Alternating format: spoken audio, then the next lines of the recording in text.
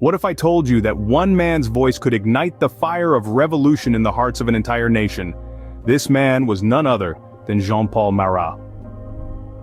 Born in the tranquil town of Boudry, Switzerland, Marat would grow up to become a figure of immense significance during the French Revolution.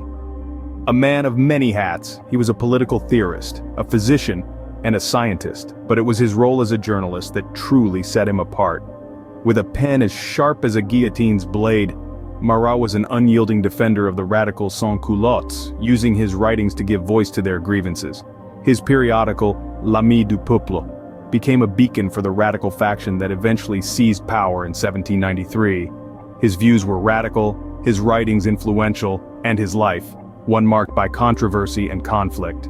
Accused of inciting the September massacres, he was eventually assassinated, only to be immortalized as a martyr by those he championed. From his humble beginnings to his fiery end, Marat's life was as extraordinary as the times he lived in. Born in the quiet town of Boudry, Switzerland, Marat's journey to becoming a potent voice of the French Revolution was anything but predictable. This journey began with a young Marat, eager to learn and explore, making his way to France in pursuit of an education. In the bustling cities of France, Marat found his calling in the field of medicine. He was a keen learner, devouring all information he could get his hands on. Despite his passion, he faced a significant hurdle: the lack of formal qualifications. But Marat's thirst for knowledge and his determination didn't waver. He became a self-taught physician, relying on his keen intellect and observational skills to learn the art of healing. His early career was marked by success as he quickly gained a reputation as a highly effective doctor. Such was his prowess that he secured a position as a physician to the bodyguard of the Comte d'Artois. A significant achievement for someone without formal qualifications. But medicine was not Marat's only passion. He had an insatiable curiosity that led him to conduct a multitude of scientific experiments. He delved into the mysteries of fire, heat, electricity, and light, publishing his findings for the world to see. His contribution to science was significant, but it was his foray into the political realm that would indelibly mark his place in history. Marat was not one to shy away from voicing his opinions.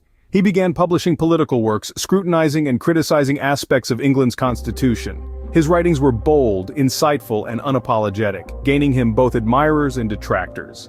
His political activism was a clear indication of the path he would eventually tread, one that would lead him to the heart of the French Revolution.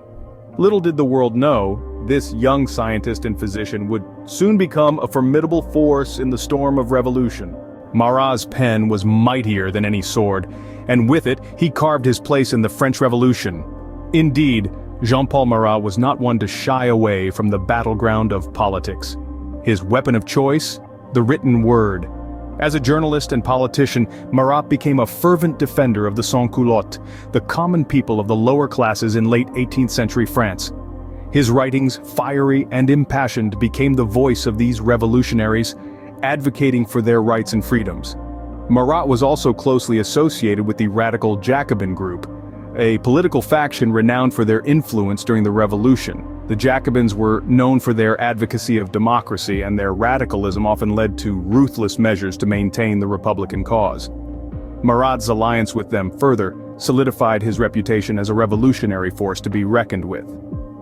His periodical, L'Ami du Peuple, or The Friend of the People, was more than just a publication. It was a beacon, a rallying cry, a link to the radical faction that would seize power in 1793. Through it, Marat's influence seeped into the heart of the revolution, shaping its course and stirring the spirits of the people. Yet, Marat's legacy was not without controversy. He was accused of instigating the September massacres, a series of mass killings of prisoners that mark one of the bloodiest episodes of the revolution. This claim, though contested, cast a shadow over his reputation, painting him as a figure of radical extremism. Yet, through all the controversy, Marat remained steadfast.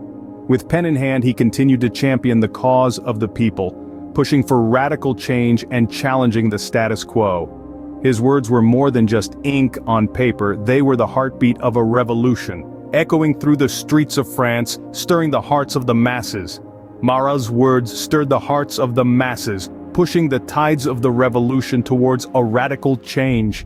In the end, Marat's fiery spirit was extinguished not on the battlefield, but in the quiet of his own home. Jean-Paul Marat, this radical voice of the French Revolution, met his untimely end not at the hands of the monarchy he so vehemently opposed, but by a fellow revolutionary. In a twist of fate, Charlotte Corday, a sympathizer of the Girondin faction, assassinated Marat.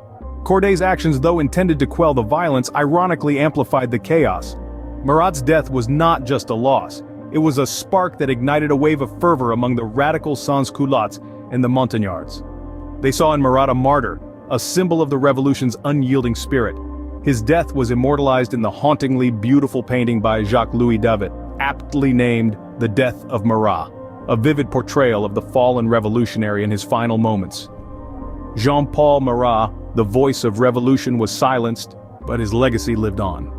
His death marked the end of an era, but it was far from being the end of the revolution he so passionately defended. Marat's death did not mark the end of his influence. In fact, it only amplified his voice. Even after his untimely demise, the echoes of Marat's fiery rhetoric and revolutionary spirit continued to resonate throughout France. His writings, particularly his periodical L'Ami du Peuple, served as a beacon for the radical faction that came to power in 1793. His championing of the sans-culottes, the radical and militant partisans of the lower classes, helped shape the course of the French Revolution. Today, Jean-Paul Marat's life and death continue to be a subject of fascination and study for historians. His role in the French Revolution, his staunch defense of the radical sans-culottes, and his martyrdom in the eyes of the Montagnards and sans-culottes all contribute to the lasting legacy of this enigmatic figure. His life story serves as a testament to the potential of an individual to influence the course of history. From his humble beginnings in Boudry, Switzerland, to his pivotal role in one of the most tumultuous periods of French history, Jean-Paul Marat's life story continues to captivate and inspire. From a small town in Switzerland to the heart of the French Revolution, Jean-Paul Marat's life reminds us of the power of a single voice to change the course of history.